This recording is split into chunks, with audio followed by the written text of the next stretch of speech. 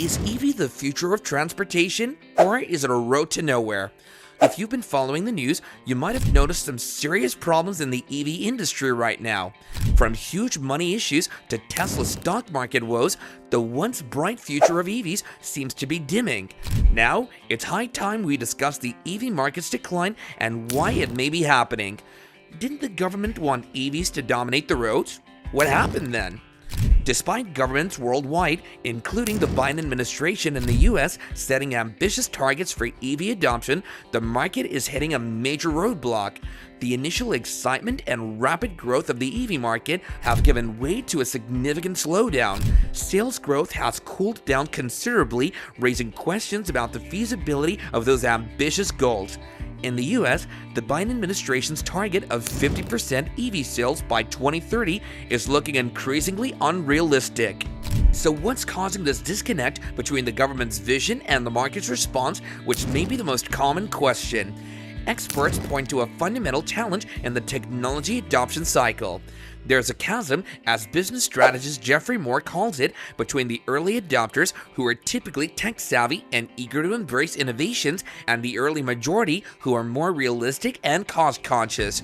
Early adopters, driven by a desire to be at the forefront of technology and environmental consciousness, were quick to jump on the EV project. However, as the market shifts towards the early majority, concerns and priorities change. These consumers are less interested in being trendsetters and more focused on practicality, affordability, and reliability. It's become clear that government incentives and mandates alone aren't enough to bridge this chasm. The EV industry needs to address the concerns of the mainstream market if it wants to achieve widespread adoption. This means tackling issues like range anxiety, charging infrastructure, and high upfront costs. Otherwise, the electric dream might remain just that, a dream. Is Tesla leading the charge or running on empty? Even Tesla, the best that we can think of, isn't immune to the industry's woes. The company that was supposed to lead us into the electric future is now facing a reality check. For starters, Tesla's stock prices have been on a downward spiral. In the first quarter of 2024 alone, Tesla stock slumped a whopping 24%. Once a darling of Wall Street, reaching $1 trillion market cap in 2021, the company's shares have since fallen, reflecting a growing concern among investors about its long-term prospects. This decline in stock value is partly due to Tesla's shrinking market share. While it still made up roughly 50% of all electric vehicle sales in the US in early 2024, that's down from a dominant 60% just a year earlier. Traditional automakers like Ford, with its Mustang Mach-E, are catching up, eating into Tesla's once unquestioned dominance. In response to this increased competition, Tesla has resorted to aggressive price cuts in an attempt to maintain its sales volume. A new Tesla Model Y, for example, became $11,400 cheaper in 2024. While these discounts might be tempting to consumers in the short term, they're also eating into Tesla's profit margins. But Tesla's problems go beyond price wars. The company is also facing a formidable challenge from Chinese EV manufacturers who are entering the global market with affordable and increasingly competitive models. This has put even more pressure on Tesla, forcing it to reevaluate its strategies and adapt to a rapidly changing landscape. Tesla's struggles are an example of the wider challenges facing the EV industry. They're a wake-up call, a reminder that the transition to electric vehicles isn't as smooth or inevitable as we once thought. The market is more complex and competitive than ever before, and even the most established players themselves aren't immune to its volatility. Why are car dealerships saying no thanks to EVs? Dealerships are supposed to be the gateway to new cars, but many are turning their backs on EVs. For one thing, there's the financial burden. Selling EVs isn't as profitable as selling traditional gas-powered cars. The profit margins are slimmer, and the sales process is often longer and more complex, requiring more time and effort from salespeople. Additionally, dealerships are often required to make significant investments in charging infrastructure and staff training to accommodate EVs. These upfront costs can be a major deterrent, especially for smaller dealerships with limited resources. But it's not just about the money. Dealerships are also struggling with a lack of consumer enthusiasm enthusiasm for EVs. A recent survey found that only 14% of Americans were seriously considering buying an EV, a stark contrast to the hype surrounding the electric revolution. Even today, EVs make up less than 8% of all US car sales.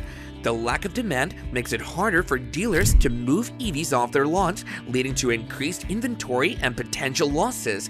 This hesitation from dealerships is a major obstacle for the EV industry. If the people who are supposed to be selling these cars aren't on board with it, then how can we expect widespread consumer adoption? It seems that the EV revolution is facing resistance not only from consumers, but also from the very people who are supposed to be its champions. Aren't EVs supposed to be affordable? The reality of EV ownership doesn't always match the marketing hype. Let's address the elephant in the room, the cost of EVs. Despite government incentives and promises of long-term savings, the average price of a new EV in the US in 2023 was $53,376, roughly 10% higher than the average cost of a new gas-powered vehicle. Even with some price decreases in 2024, EVs remain, on average, 17% more expensive than their gas counterparts. The issue isn't limited to just a few companies. Practically every automaker, except for Tesla, is currently losing money on EVs. This is due to a combination of factors, including the high cost of battery technology, complex manufacturing processes, and a lack of economies of scale. Despite government subsidies and incentives, automakers are struggling to make EV production profitable. This raises serious questions about the long-term viability of the EV market and whether it can truly replace traditional gas-powered vehicles in the near future. But what about the environment? Aren't EVs still better for the planet? The environmental benefits of EVs are often touted as a key reason to switch, but are they really as green as they seem? The truth is, there's a dark side to EV production. Mining for lithium and other rare earth metals used in batteries wreaks havoc on ecosystems and contributes to pollution.